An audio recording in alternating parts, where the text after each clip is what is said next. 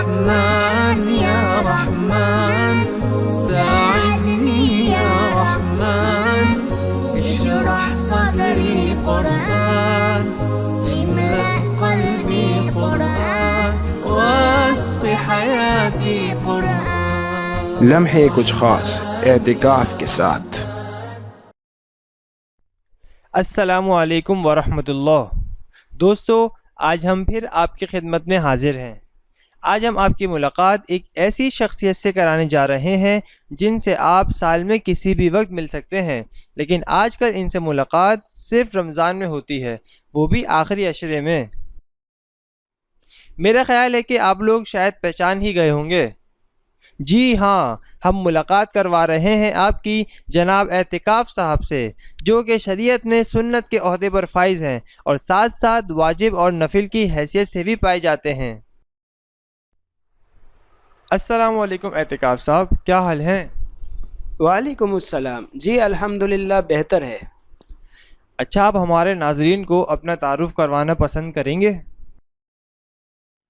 جی بالکل، میرا نام اعتکاف ہے اور آپ مجھ سے مختلف حیثیتوں سے مل سکتے ہیں. اگر آپ عام دنوں میں مجھ سے ملنا چاہیں تو کسی بھی وقت مسجد آ کر میری نیت کر لیں، میں آپ کو مل جاؤں گا. اور اگر آپ مجھ سے سنت کی حیثیت سے ملنا چاہیں تو اس کے لیے رمضان المبارک کے آخری عشرے میں 10 دن تک اعتکاف کی نیت کے ساتھ اہتمام سے مسجد میں ٹھہر جائیں. اور صرف یہی نہیں بلکہ آپ مجھ سے واجب کی حیثیت سے بھی مل سکتے ہیں، جیسے کہ آپ روزے کی نظر مان لیں. آپ نے بتایا تھا کہ آپ سے ملنے کے لیے روزے کے ساتھ مسجد میں ٹھہرنا پڑے گا، تو کیا روزہ ضروری ہے؟ جی، اگر سنت یا واجب کی حیثیت سے مجھ سے ملنا چاہتے ہیں تو پھر روزہ تو بالکل ضروری ہے. بغیر روزے کے آپ مجھ سے نہیں مل سکتے. یوں سمجھ لیں کہ میرا اور روزے کا چولی دامن کا ساتھ ہے. اچھا، یہ بتائیں کہ کوئی آپ سے کیوں ملے، اسے کیا فائدہ ہوگا؟ ہاں، کوئی ہم سے کیوں ملے؟ یہ بھی خوب کہا. کیا آپ کو نہیں پتا کہ نبی صلی اللہ علیہ وسلم نے مدینہ طیبہ میں ہر سال میرا اہتمام فرمایا ہے، یہاں تک کہ ایک سال میری ادائیگی نہ کر پائے تو میری قضا فرمائی، اور اپنی زندگی کے آخری سال 20 دن تک میری ادائیگی کی. اور ایک حدیث شریف میں آتا ہے هو يعكف الذنوب ويجرى له من الحسنات كعامل الحسنات كلها. اعتکاف گناہوں سے روکتا ہے اور اعتکاف کرنے والے کے لیے نیکیاں ایسے لائی جاتی ہیں جس طرح خود نیکی کرنے والے کے لیے لائی جاتی ہیں. اور مجھ سے مل کر تو آدمی اللہ تعالیٰ کا پڑوسی بن جاتا ہے، اور اس کا کھانا پینا سونا سب کچھ ہی عبادت بن جایا کرتا ہے. اور تو اور میرے اور بھی کئی فوائد ہیں، چلیں چند فوائد میں آپ کو بتاتا چلوں.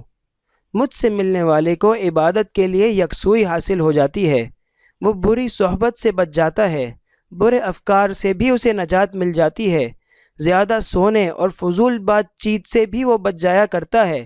اور مجھ سے ملنا لیلۃ القدر سے بھی ملاقات کا آسان ذریعہ ہے.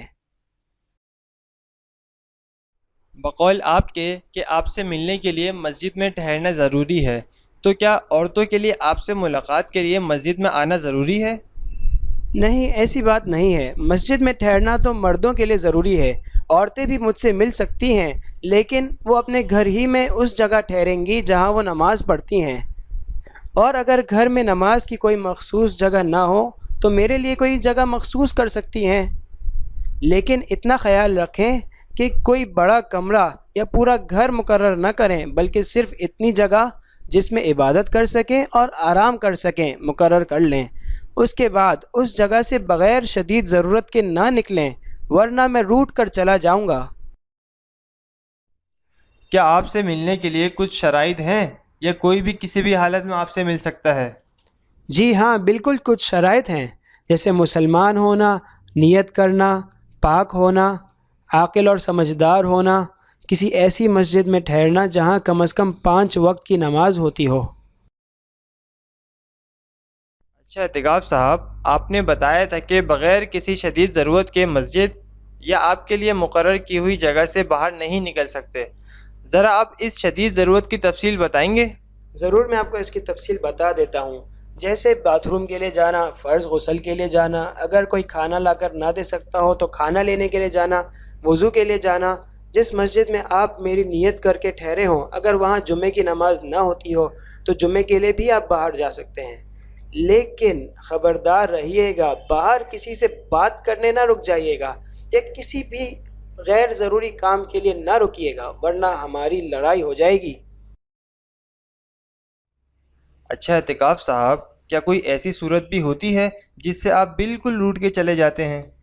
جی ہاں، بالکل کچھ ایسی صورتیں ہیں، جیسے اگر کوئی شخص مسجد یا میری مخصوص کردہ جگہ سے بغیر ضرورت کے نکل جائے، یا عورتوں کے مخصوص ایام آ جائیں، یا کوئی شخص ضرورت کی وجہ سے باہر نکلے اور ضرورت پوری ہونے کے بعد باہر ہی ٹھہرا رہے، چاہے ایک لمحہ ہی کیوں نہ ہو، ان تمام صورتوں میں میں روٹ کر چلا جاتا ہوں۔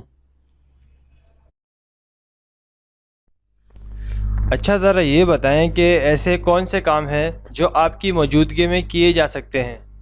جی کچھ ایسے کام بھی ہیں جو آپ میری موجودگی میں کر سکتے ہیں، جیسے سونا، کھانا پینا، قرآن مجید کی تلاوت کرنا، ضرورت کی بات چیت کرنا، کپڑے بدلنا، خوشبو لگانا وغیرہ۔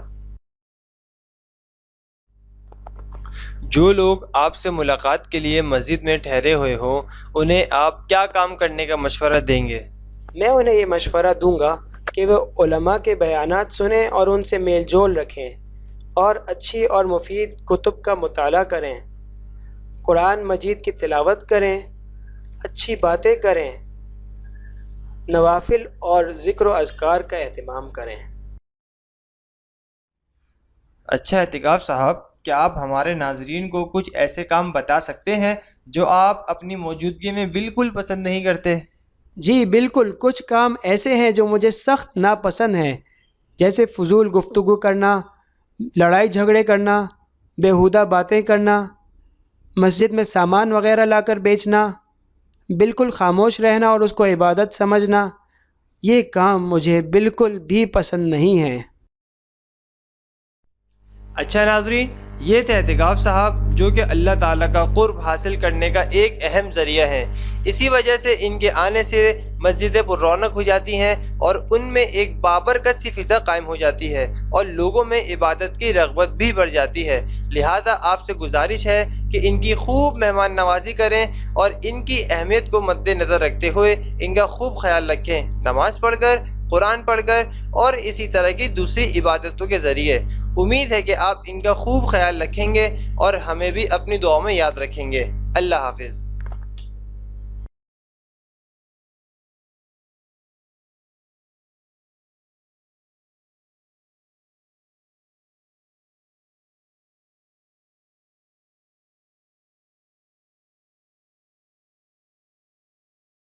علم خدا کی روشنی ہے، ہم اس روشنی کو آپ تک پہنچانے کے لیے کوشاں ہیں۔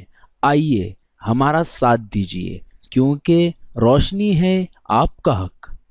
Education is the light of God. We are working to spread this light. Let's come and join us because light is your right.